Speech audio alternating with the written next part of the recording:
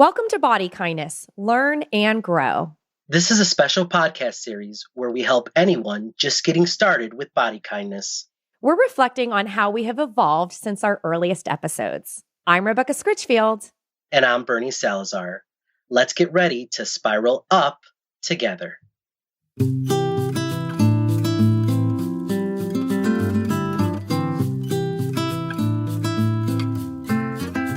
Hey listeners, thank you so much for tuning in.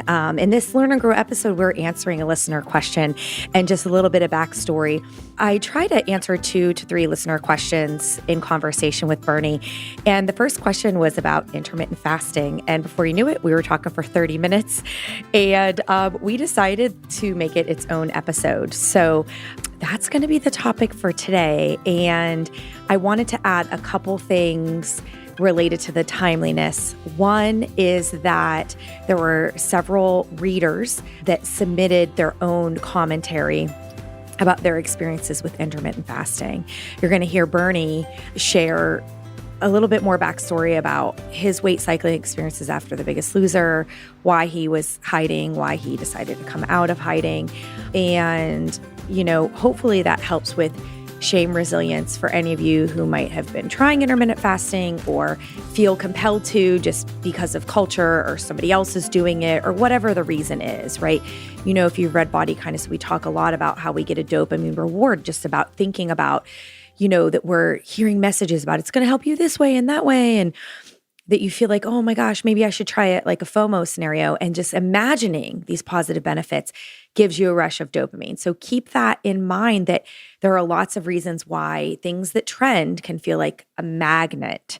So my hope is with this episode that you'll get perspective of diet culture and trends in diet culture. And if you're someone who is maybe confused, like this listener question, or you just want to share it with somebody else who's confused or someone else is doing it and you want to know more about how you might be able to support them. I mean, I know what we all want to do is be like, stop. But that doesn't always work. There's a thing such as body autonomy. And so, but maybe there's a nugget or two in here that you find really helpful. So that's my hope for you for the show. Thank you so much for listening. Want to remind you of a couple things before I get into the listener commentary, and then kind of a trending topic around it. So first is the free resources that you can get for Body Kindness. So bodykindnessbook.com/start.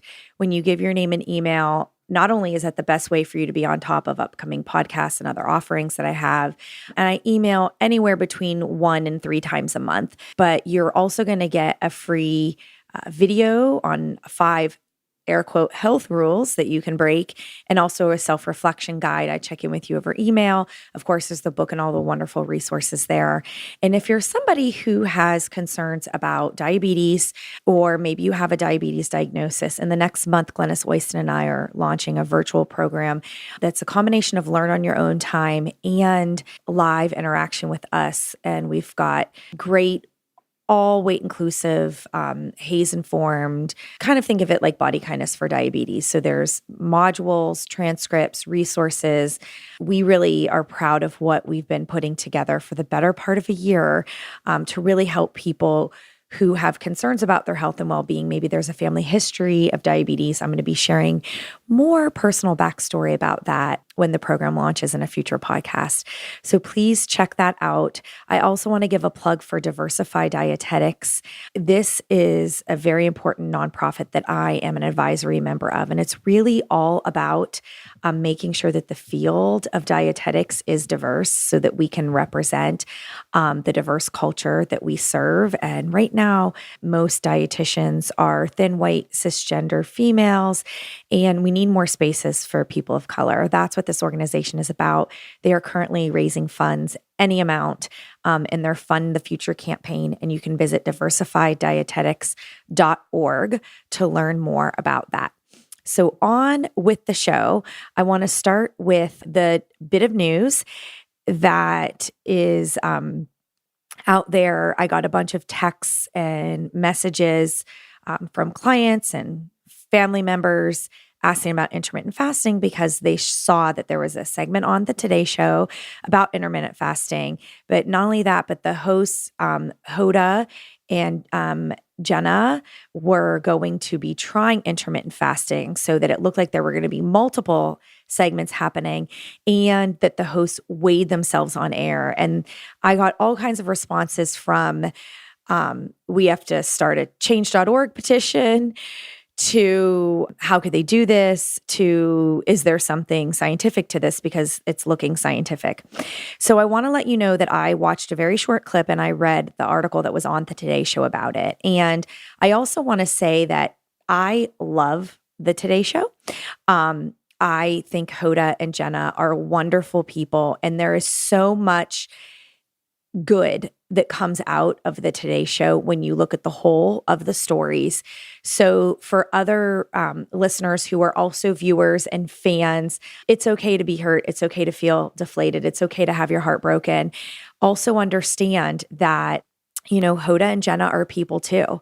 And they are products of our culture. And if you really think about it, it just goes to show how insidious diet culture really is, that even the economic status and the privilege that you have in being the hosts of one of the most popular daytime talk shows, that you aren't exempt from diet culture. And if you think about it, there's a lot of really powerful messages that it sends. First of all, that dieting and pursuing weight loss is for entertainment value, that the fact that how easy it is to link something to a health benefit. So in the case of this segment that I saw in the article that I read, you're going to hear Bernie and I talk about in the podcast actually, because, they talk about, we're going to weigh ourselves, but we're not just doing it for weight loss. That's a lot of what, sneaky diet culture does these days, but for health benefits. And then, they talked about possible brain health benefits. They mention Alzheimer's disease. And then they go in and disclose that there's been no long-term research studies that link better brain health and Alzheimer's disease prevention to intermittent fasting. So it's kind of one of those read the fine print, right? It's just the fine print looks different. This is diet culture, you guys. Seriously, it shows up in our lives, right? Through our coworkers, through a friend, through a family member. It shows up in our living rooms, through our favorite show hosts. This is what it is. It takes things that are common, like women stepping on a scale, especially postpartum women. Jenna was kind of, lamenting over the fact that she was doing a numbers comparison over what she used to weigh and what she weighs now. And I honestly don't know how far she is postpartum. She's not a client. I don't know if she's still nursing. I know bodies change throughout pregnancy and throughout life, and they were certainly overvaluing weight as a sign of health, or at least, value or worthiness. The fact that it was scaring them to get on a scale, to be brave. They were certainly playing into a cultural narrative that says your worth, your value, your health, your happiness is all tied to your weight. And we know that story. Consider that you might be further along in your journey than Hoda and Jenna. And isn't that interesting, right? That, let yourself be where you are. Let yourself see that these episodes are happening and it is real. It is diet culture, and that it is definitely going to sell more books. Doctors will come on television and talk about benefits. Couple interesting things that I will also acknowledge is that they list out several of the options from intermittent fasting, a couple that I highlight in this Q&A episode. And they did choose the one that is basically like where you get to eat every day. And the doctor even said, start with a 12-hour fast for like metabolic benefits or something like that. And you'll hear when I talk in the podcast about what frustrates me so much about intermittent fasting and that whole idea of the 12-hour mark. And I'm not sure if they're going to do 12 or 16. I don't know what. But basically, you're going to hear Bernie and I go back and forth a lot about what is this really. I don't want to give too much of it away because I want you to listen to the whole show. And then I want you to email us, Rebecca@bodykindnessbook.com. Bernie at bodykindnessbook.com. You can email either one of us and share your stories. Maybe we'll do a follow-up.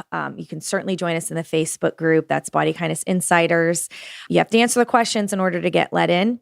but I'd love to have you in there having conversations too. So one last thing, I wanted to make sure that I shared the some of the reader stories that came out as well. So this is from Teresa, and she said, fasting messed up my hunger cues. I tried the Faster Way to Fat Loss program, and you were supposed to intermittent fast for 16 hours per day. So you stop eating at 8 and don't eat until 12 the next day. So you're meal skipping essentially, right? She said, I would wake up hungry and then realize, according to the program, I couldn't eat until lunchtime, and it felt very restrictive. Apparently, intermittent fasting, air quotes, is supposed to help control hormone levels, burn fat, etc. But when you feel your stomach growling, it doesn't feel healthy to ignore it.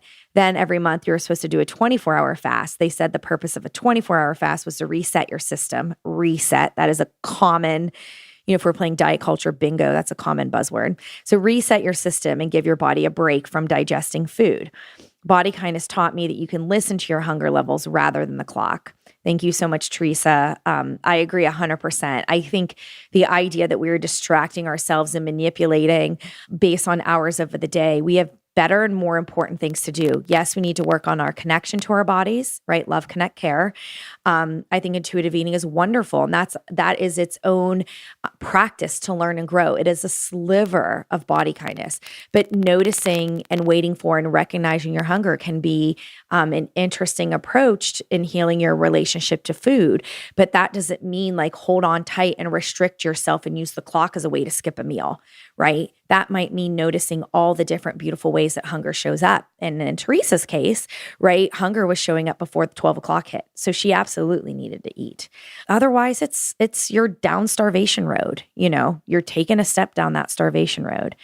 Got another comment from Beth who said, well, I never tried intermittent fasting, but just throwing it out there that I felt a lot of diet culture pressure when it felt like my friend group was doing it. Work colleagues were all doing it. It's pretty pervasive right now. And when you Google it, there are a surprising number of credible seeming people singing its praises. And I'm going to pause there and let you guys know, guys, that's the gaslighting. Folks, that's the gaslighting. Hey, try this. It could be good for you. It is a form of manipulation, just enough to convince you to make you think, hey, maybe this will work. Hey, maybe I should do this too. And so back to Beth's comment, she says, this just muddies the waters. I'd like to see someone come up with a more critical article about it. It reminds me a little of the popularity of juice fasting when Fat, Sick, and Nearly Dead came out a number of years ago. I do remember that documentary. I didn't watch it, but I remember it coming out. It was basically saying you'll live forever if you just do a juice cleanse. No surprise here that when I tried it, I lost some weight, but put it back all, plus more. The second I stopped, I wonder what a number it must have done on my metabolism. And Beth, I'm here with you. And that's the interesting thing, right? They talk about in this Today Show piece, they talk about a 12-hour fast for metabolic benefits. Well, metabolic benefits for how long? And for some people, 12-hour fast might be exactly what works for their hunger and fullness, and others it might be a little more or a little less. But again, what is heavily promoted is weight loss, minimum of 16-hour fast. So you're in that zone of meal skipping. Then Destiny said, I haven't tried fasting, but in the past I've considered it, that I thought to myself, I probably wouldn't be able to do it. I'm too much of a foodie, and my mind ends up obsessing over food. I also have guilt around that. So yeah, it would increase your thoughts of food, and it could lead to obsession. That's a matter of survival. So, it was good that you didn't try it for those reasons. Your body was just trying to say, hey, I don't want to not meet my needs here. Meg said, I gained so much weight after just a week of intermittent fasting. It certainly put me in touch with my hunger, and it really messed up my metabolism. Megan said, I did intermittent fasting for almost 5 months. My schedule was based on a couple books. I would fast generally for 20 hours. Wow, that is a long time. That is a really long time. I'd usually stop eating at 7, not eat again till 3, 1 meal a day. So wow, skipping 2 meals. I don't know how you could I wouldn't be able to drive a car on such low calories. I wouldn't be able to take care of my kids. I wouldn't be able to counsel clients. That is definitely starvation, what Megan's describing. Then there was this hack, I guess, called Open My Window, where she'd start with a small snack and then dinner later. And then she would take long fasts, 40 hours at a time even. So this is really, I'm so glad you stopped, Megan. I'm going to see if there's anything else helpful, because this looks really harmful when I'm reading and really, really disordered. I appreciate you sharing it, but oh my gosh. Okay, here comes some positives. I struggled with restricted eating in the past, and this felt like more of the same. So that's a really good point, right? They're presenting this as health benefits, and this is reminding her of being restrictive. She doesn't say it was an eating disorder, but it could have been an undiagnosed eating disorder. And here's something that's promoted for brain health, right? As actually, not only a diet in disguise, but possibly an eating disorder in disguise. So she said, I own Body Kindness, but hadn't read it yet. So I pulled it out. I stopped fasting within a day or two of working through the first chapter. Oh my gosh, Megan, that's amazing. Thank you. I'm so glad you did that work. That is so powerful. She said, I've been scared that I'll regain the weight that I'd lost. I'm still working on getting rid of that thinking. Meg, I'll give you a piece of advice here. Sorry, this is Megan. I'll give you a piece of advice with that. You have a part of you that says you can't let go, a part of you that says that you need the control, a part of you that says that you get value out of conforming to diet culture. And the thing of it is you can acknowledge and let that part of you speak, and still think about your values and redirect your mind toward your values of practicing body kindness. So you can't control your thoughts or feelings. So when that part speaks, let it talk, let it say its fears, and then acknowledge what you know to be true and redirect it toward body kindness. And I think that you will stay on your body kindness path. So Megan goes on to say, I feel so much better. I make more balanced food choices now that I'm caring for myself without trying to change my body shape. I've discovered that I love running. Before it was a thing I did to control my weight, but now it's a thing I do to calm and center myself. And that's been life-changing. Body kindness absolutely saved me from the misery of intermittent fasting. Megan, I also just want to say thank you for posting this. It sounds like you've been to some horrible places. I'm so glad you were able to turn things around with body kindness, including finding a positive movement. So just any other listeners, I would encourage you to see how body kindness can be helpful for you as a powerful reframe. And you don't have to take one step, you don't have to dance to one beat of a song if you don't want to. That's your choice. But you absolutely can reframe movement into positive things, running, walking, swimming, dancing, strength training, anything that sounds like it could be body kindness and could provide a health or life benefit way outside of weight control.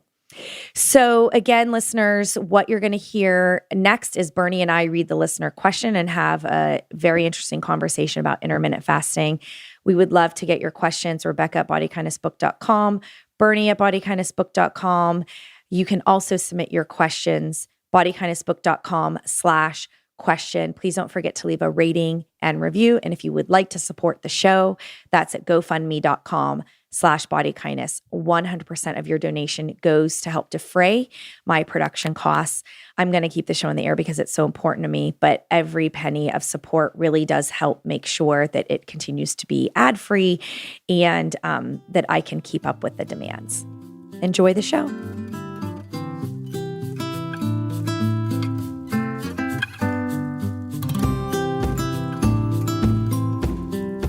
Hey, Bernie, how you doing? Hey, Becca, doing super great. Happy to be here. Excited that we have some listener questions today that we get to answer. It's always great when we get to hear back from our listeners. Yeah, no, I always have a lot of fun engaging in conversation with you and hearing the different questions people have and what folks are struggling with. If you want to submit a listener question, it's bodykindnessbook.com/question. And maybe we will read your question on a future episode. So what do you got for me, Bernie?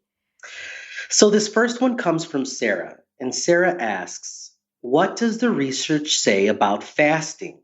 Is it good for you? Friends claim that it fights inflammation and dementia and has a million other health benefits. Is this true, or is it just another diet in disguise? What an awesome question, Sarah. And interestingly, I feel like fasting should be a topic that should be its own podcast to really engage more deeply and in the nuance of these conversations. But I certainly have some highlights that I want to share. Culturally speaking, I think that fasting is much more a diet in disguise. I will say that with respect to anyone who fasts for any reason related to faith and religion, that's just different, right? That's not diet culture. And so, this response excludes any of that.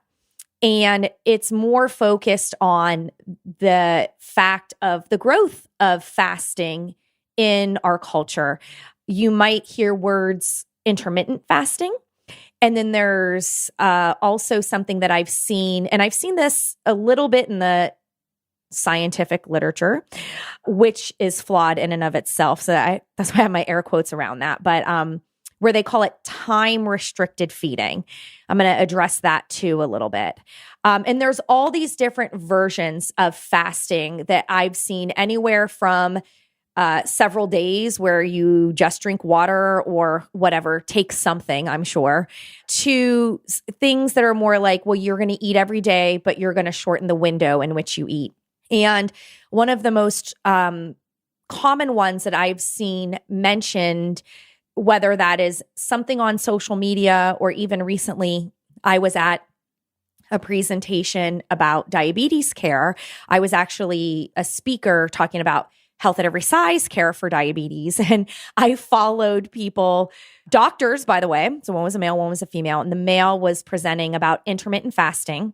And he had pretty much a balanced take. So I'll share some of what he talked about. And then the female was talking about keto. So it was kind of like, and now for something completely different, health at every size. But anyway, kind of to, in the, break it down simplicity of things, I would say that trends move through culture, and especially trends around bodies. It's been happening historically before we were even born. A great past podcast about this is Diets and Diseases of Civilization. So I'll include the link to that in the show notes. And then also, and I remember this because it was the 100th episode, about how diet culture exists to fight off our fear of death. And so we've talked about these big cultural patterns around dieting and why people feel drawn and attached. But mostly the way I see fasting being discussed for air quote health benefits, it's centered around weight loss. And you even see that in the medical community side of things, is that they'll say fast in order to lose weight, or time-restricted feeding in order to lose weight. And by and large, we don't have long-term studies that show that fasting leads to long-term weight loss, and that long-term weight loss is healthy, or that results in reduced disease risks and things like that. That simply the evidence isn't there. When people share promising studies around fasting, mostly what I've seen is studies that last 4 weeks or 8 weeks. It's like, yay, the data looks good, right? For like weight loss proponents of fasting. This would be the doctor that was presenting at the conference, right? And then he would show a study that was a year later and say, oh, well, long term, as this study stretches out to a year, whether it was showing weight loss or benefits for blood sugar control or insulin levels, a year out, the benefits aren't there, Basically, this doesn't work. And then there's the speculation that comes up after, well, maybe they're not really doing fasting. Maybe they didn't stick to the plan, right? Which to me begs the question, maybe the plan is the problem.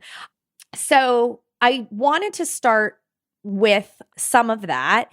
And really, I can't really think of any reason why I would blanketly say that engaging in fasting is good for you. I mean, I guess when she's saying it's good for you, like wondering, is it good for your health or good for your well-being? And so I wanted to start with that and see, I've got some other things I want to say about it. But first I wanted to see, Bernie, if you had any response to just that initial part. Yeah, absolutely. So Fasting. You know, I hear about it quite a bit as well. Unfortunately, some of the past people that I engaged with who are still in my social media feed will from time to time share that they are on a fast or it's part of whatever they're choosing to engage in uh, as far as a diet's concerned. And it's always this big lead up like, oh, I'm getting ready for the fast, or oh, I'm on a fast, I'm so hungry, or now it's finally day 2 and I'm feeling better.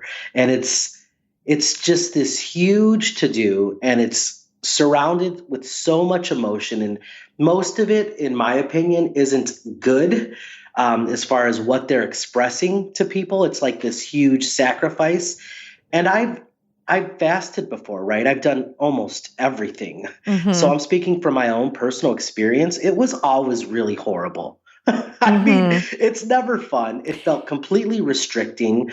Again, and Rebecca, I love the fact that you put some asides in there. And what I mean is, religious purposes, maybe medically you might have to for a test, something to that effect. I get, but all of this self-imposed like fasting for this diet, that diet, like it always led for me personally to disordered eating, following it immediately. Can you explain more disordered eating? Like, can you give an example Absolutely. of So for me, like fasting was a trigger. Mhm. So it was like, oh my gosh, I've been doing something bad for a really long time. And now I have to clean my body out. Like my body's so dirty because of what I've been doing to it. Yeah. So there was that going into it, right? Like that's the start of it. And then from there, it's like, gosh, this is uncomfortable. I don't feel good. I feel weak. But if I can just stick it out long enough, I'm going to feel better. And the truth is I deserve this because I've been doing really bad stuff to my body. So now I'm cleaning it out by depriving it of what I used to do to it. In the hopes that once I come out of the other side and the light shines on me, I'm going to just fuel it that much better. And I'm going to go ahead and, be an Olympian on the other side of this with this new diet regimen that I'm going to put myself on. So it was like the thing that you did to repent for judging some bad behavior, like around food. It was a combination of everything. So, I mean, it wasn't necessarily that I was going into it like, yes, I'm repenting. It was more like, okay, this is the new thing that's out there. If I'm going to really follow it to a T and give this new diet or this new quote unquote lifestyle a real go, then I had better do this right. And I have to do every part of this plan that's being given to me that's going to change my life for the better. So that's what I was going into it with. And then, of course, like I said, throughout, I was like, well, I deserve this uncomfort, this discomfort, I'm sorry, And then at the end of it, it was this big sense of accomplishment. I did my best to stick to whatever post-eating plan was prescribed. Ultimately, I would feel deprived in that. And then it would lead to a binging of things that had I never fasted or thought of myself as being wrong or horrible for having eaten some of the things, I probably wouldn't have overdone it on the backside of it either. For me, it was always just consistency and allowing myself to not feel bad about what I was putting in, every little thing that I was putting in my body. I mean, what I'm saying, Rebecca, is for the end of it, it just always led to it just left me in a worse mental and emotional state. Yeah. And again, this is all from personal experience. There are a lot of people that claim that this is, they get out of it feeling so much better and so much lighter. And, okay, then why are you doing it 6 times, 7 times, 10 times a year, monthly? To me, that's crazy. Yeah. And, it's like, to understand that the way humans respond to hearing like that testimonial from somebody else. I talked about this a little bit in the choices chapter of Body Kindness, is that we get a dopamine reward just by hearing somebody else say, life's never been better. This works for me. And it's like, oh, maybe this will work for me too. Maybe this will solve my problem. There's that. And then we also get the FOMO, like, well, I can't not try it because that person got these benefits. And so it's kind of what drives us right? Like what drove Sarah to ask us this question? So she's hearing some things and wants some clarity, right? She wants clear information because somebody's talking about something that seems like a diet in disguise, right? But wait a minute, these people are talking about health things, so I'm confused. Exactly. And so just knowing that that's how humans operate, that then brings people to question. It's almost like she wants to know, hey, Rebecca, should I try this? Because I'm really thinking it. Yeah, Sarah, I hope that's not. kind of what it sounds. Well, that's what it sounds like. It's more like, hey, listen, is there research? Because my friends are claiming this. It sounds like she's around them enough and that her interest has been piqued. Yeah. So, and for me, Sarah, you mentioned in particular, that it fights inflammation or dementia. One thing that I've been doing, Rebecca, and feel free to, I know you will, let me know your thoughts on this, is I also am really, and it's something that you used to say, I don't know where you're at with it now, but looking at food as medicine. Mm-hmm. So a lot of times, instead of starving myself or fasting myself better, I'm looking for those foods that I'm not incorporating into my diet that have health benefits that might be addressing some of the things that I feel are going on in my body. Whether it be, ginger for a stomach that maybe isn't feeling the best, or, so teas and different things. Instead of taking away, I guess what I'm saying is I'm looking to see what's out there and what I haven't tried and how I might want to incorporate that into my life if it makes sense and if I enjoy it. Yeah.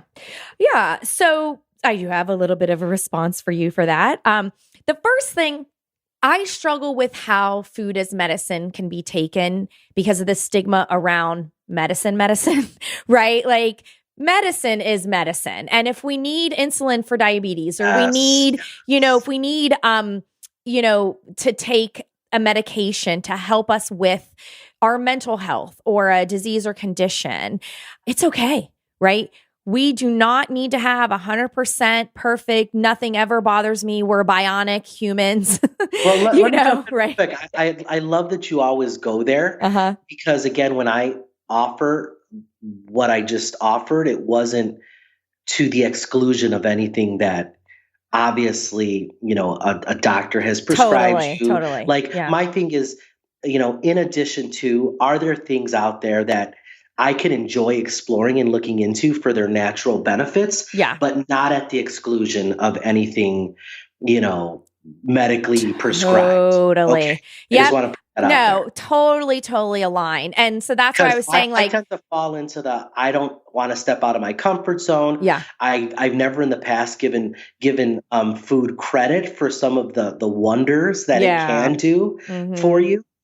So again, I'm coming from a place of exploration and I love that you always check it and say, it's really for the it's a confusing topic, right? And if we think about the people who are, but now that you say it, I do know people that are like, I'm never going to take medicine because there's a natural solution to it. That's not where I'm at. Right. Totally. I agree with you. No. And I mean, I say that because there are, and I know quite a few people that if you just do this, right. And you, it goes back to me to body autonomy. Everybody has 100% autonomy over their bodies, including the decision to whether or not take certain meds or how much. That's all body autonomy. And again, I'm not saying that food has no role. I mean, I'm a nutrition expert. I love food and I love looking at the patterns of food that can help enhance our well-being and quality of life, but I have seen that sort of food is medicine, as if food should prevent diabetes in everybody. Food should prevent the heart attack. Food should prevent dementia. So staying in this category. So my biological grandmother passed away from Alzheimer's disease. I have a good friend who lost her father to Alzheimer's disease, and it is a very scary, sad disease because it feels like you lose your loved one. And of course, it makes sense that anybody, given a family history or just any knowledge or wisdom around dementia, might be like, oh, is there something that I could do that might help? And I want people to hold on to a sense of hope and optimism and curiosity, right? But we need to keep grounded in our rational thinking. So with respect to the comment about inflammation, we're going to do both inflammation and dementia. But the comment about inflammation, lots of things create inflammation that shows up in our bodies. Even environmental things that we can't control, as well as exercise, right? Exercise, which is good for us, creates inflammation. And yes, veggies and fruits and beans and those plant foods that we think of, right, which are, in Body Kindness, and there's examples of balanced plates, to your point, to get more of, or to help you add in if you are looking at your plates and your patterns and you're like, yeah, I think I could make some effort for veggies and fruits. And others are going to be like, no, I've been doing clean eating or Whole30. I actually need to make effort for pasta, So then you might read, oh, well, pasta, white carb, that creates inflammation. That's where I put the stop, right? Because lots of things create inflammation. Things that are good for us create inflammation. We should not be expecting ourselves to have 100% anti-inflammatory body, right? Like we have an anti-inflammatory response. So again, I would direct to, against fasting because it's restriction and toward positive, feel good, healthy eating patterns that may help you, right, fight inflammation, but without having to deprive yourself of food. Really quickly on the dementia piece, one of the scientific sessions that I was sitting in more had to do with the blood-brain barrier of dementia and trying to help slow down progression. And I'm not going to address it deeply right now, but I did want to at least hold a space for the understanding that there is medical nutrition therapies that are being studied and need to continue to be studied. And it can take a long time to find evidence of whether or not a nutrition recommendation would have the impact.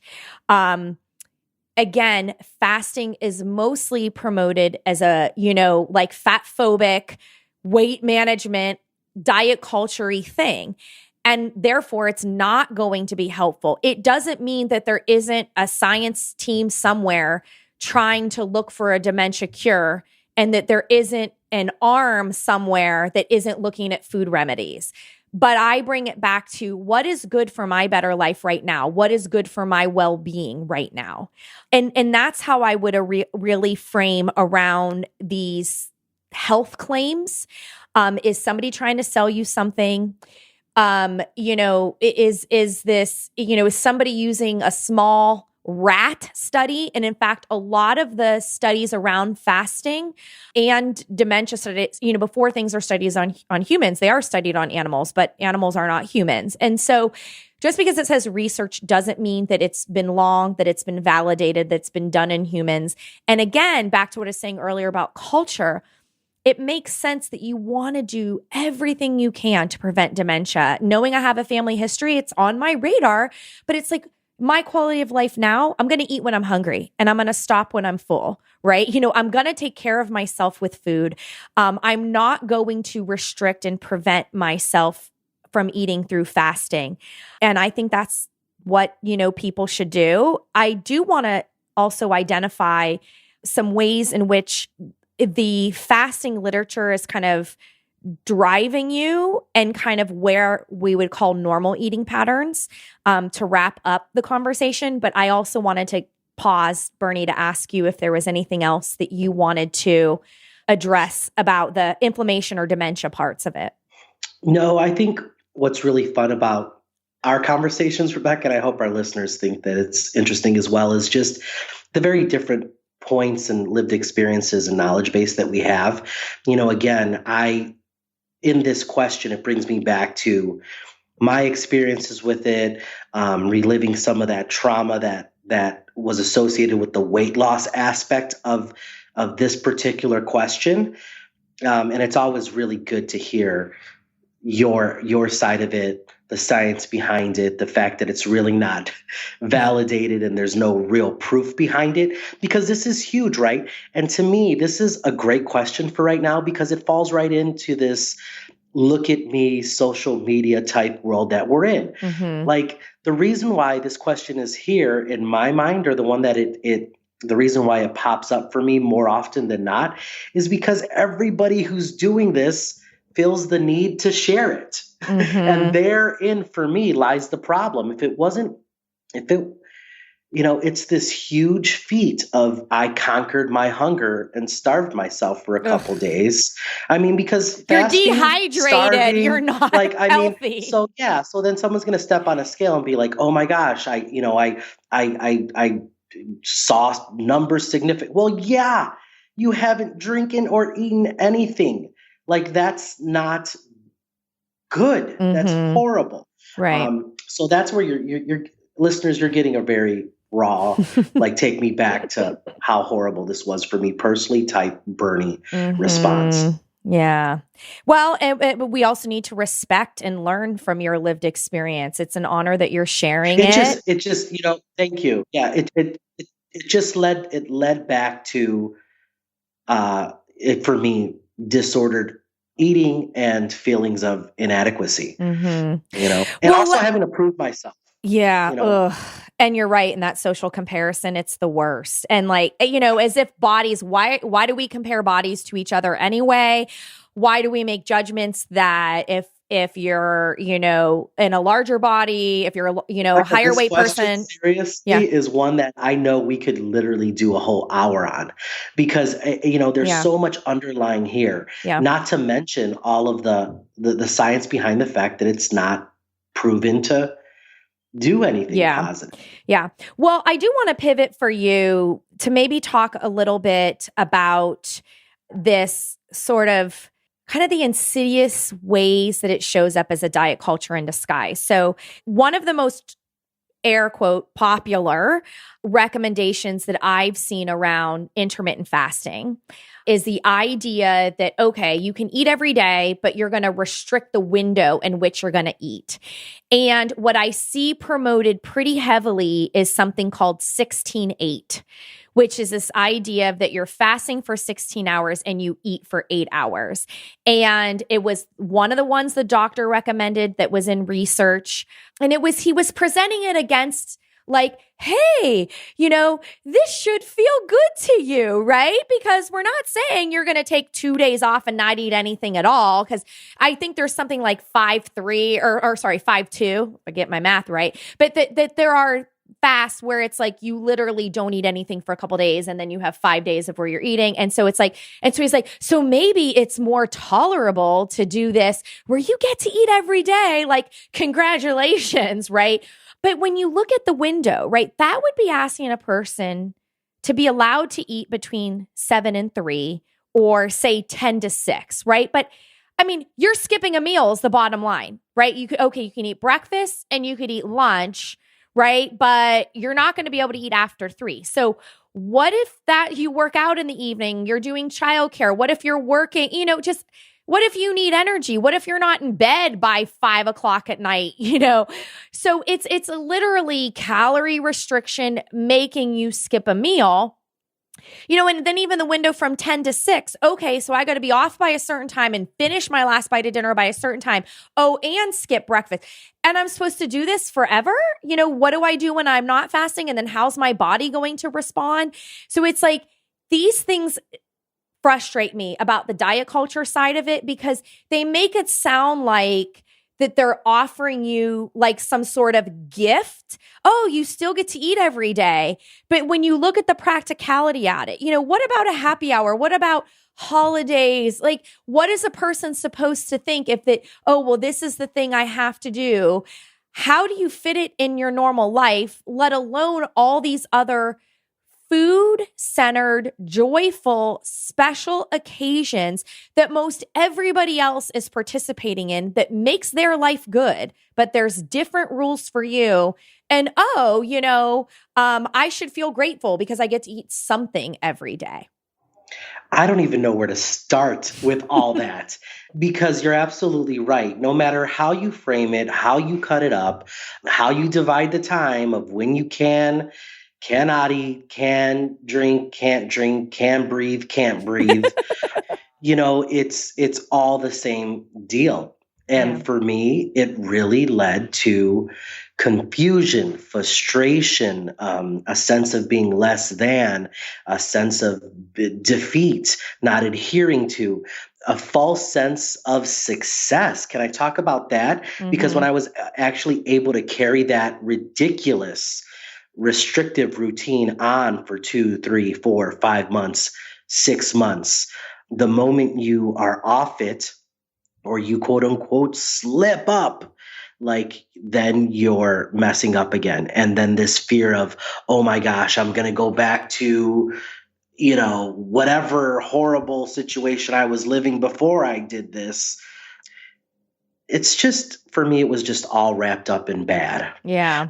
The one thing that I can say is since I have allowed myself to just be, Mm-hmm. eat when my body is hungry, move when my body needs to be moved Mm-hmm. and wants to be moved or challenged in that movement, that has led to balance for me, Mm-hmm. a greater sense of self-worth, being kinder to myself, being more accepting of myself. And I don't run into the, oh, I'm a failure because I chose to, go out with friends one night and eat past 5 p.m. Uh, Yeah. or I woke up and my little girl wanted breakfast and I, wasn't saying to her, wait till it hits 9 a.m. Yeah. Oh, honey, Like you need to can't fast. can't feed you or can't eat with you before Yeah. 9 a.m. Yeah. That type of stuff never worked for me. At the time, of course, when I was in it, oh my gosh, I would have gone to war and said, well, you just don't know, you're not as committed. You're not seeing the changes I'm seeing. But guess what? Follow, and I don't say this to be mean, Mm-hmm. but follow some of these people after they do this Mm-hmm. for a while and see how quickly they disappear, unfortunately, Mm-hmm. from a social media feed until they're announcing their next latest and Oh, greatest. I see And to that me, all that's the so time. sad. And can I just say that for those who maybe that is the story and that's what you're Mm-hmm. doing, like I see you, I feel you, you're not a failure. Please don't hide Mm-hmm. because I was also there as well, Mm-hmm. Oh, so I just wanted to reach out to you guys that maybe are in the middle of, what you're calling a social media cleanse, but the yeah. truth is you're kind of hiding. Yeah. Yeah. Well, and it brings up the other aspect of money and power, right? Because if you're selling something, whether it's a potion, fasting, I don't know, tea, or a multi-level marketing type thing related to fasting or, something like that, right? Then you are earning money off of something and maybe Don't even get like, me started well, yeah, on those. but also like maybe as an individual selling it, like you need that money. Like I remember when my mom sold herbal diet pills and she worked her way up the pyramid scheme. And when she'd get these side checks that she wasn't getting when she was waitressing, and we get more food in the house, right? And so it's like, now that my eyes are open and my mom and seeing all her suffering and chronic dieting, she believed in that herbal supplement and that herbs brought money into the house so we could eat, we could pay the bills. So it can get really twisted in the money and power aspect. So to your point, right? People who are out there, like, I'm doing this fast. Look at that. Is it attached to sales? It is attached to money because it makes sense that we all need money and comfort and we all need to be cared for. And at the same time, is this really helping your health and well-being? And is this really good for all people? Because it can get really twisted in there. Absolutely. Again, I just go back to this question, and I guess even in initially reading it Mm-hmm. and looking it over in preparation for our podcast today, Mm-hmm. I didn't think it would bring this much of a reaction from me personally.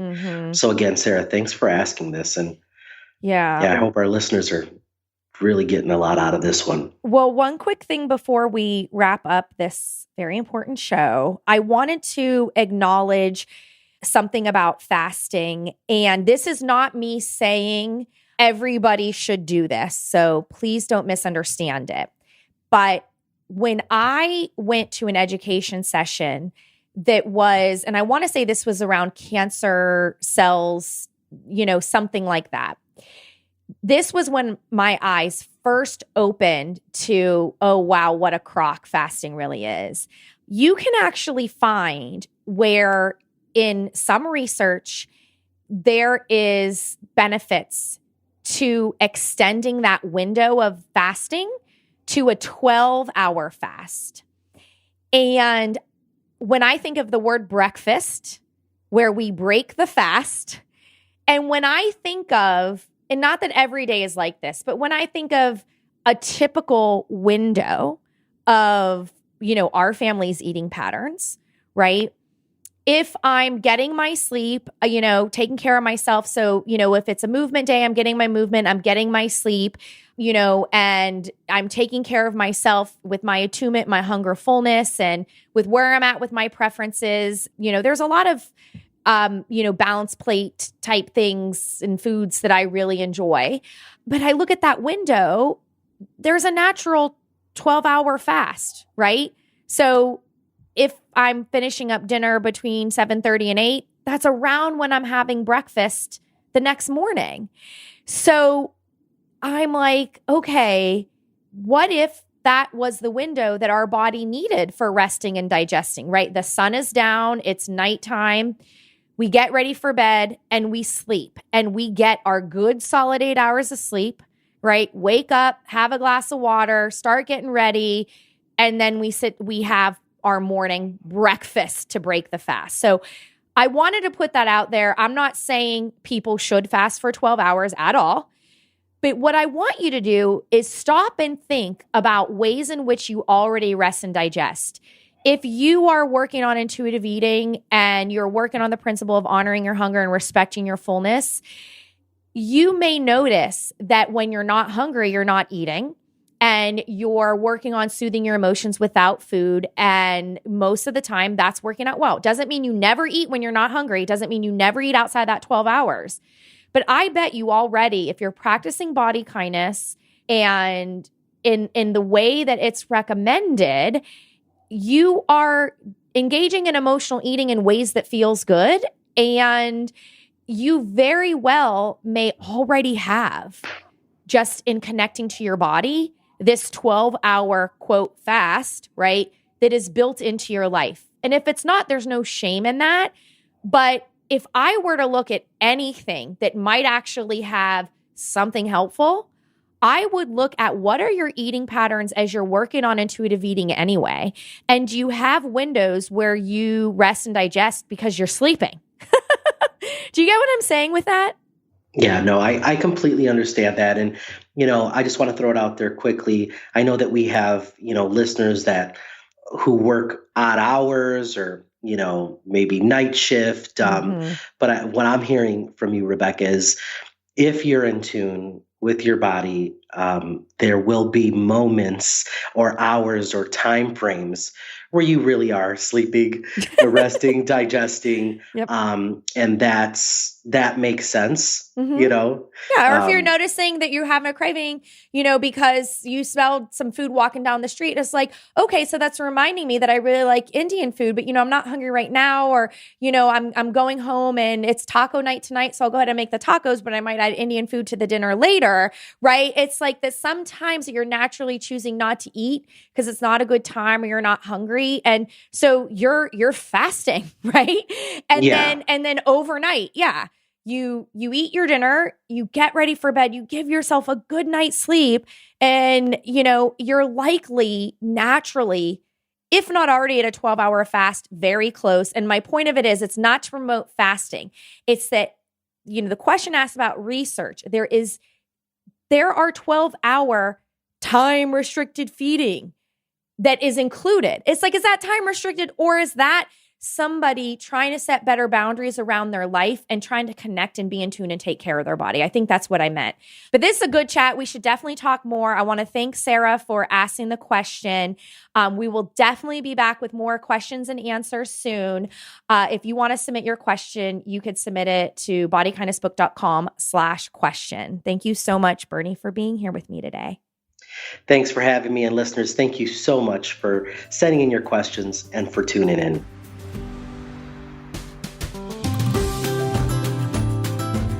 And that's our show. The podcast is made possible with support from listeners. Please donate to help offset production costs at gofundme.com/bodykindness. And please rate and review the show when you have a moment. It really matters. Let's keep the conversations going on Facebook. Search Body Kindness and request to join the group for Body Kindness readers and listeners. Have a question for us to answer on a future episode? Visit bodykindnessbook.com/question. Body Kindness books and audiobooks are available wherever books are sold. To request a signed print copy, visit bodykindnessbook.com/order. For other questions about this podcast, please email info@bodykindnessbook.com.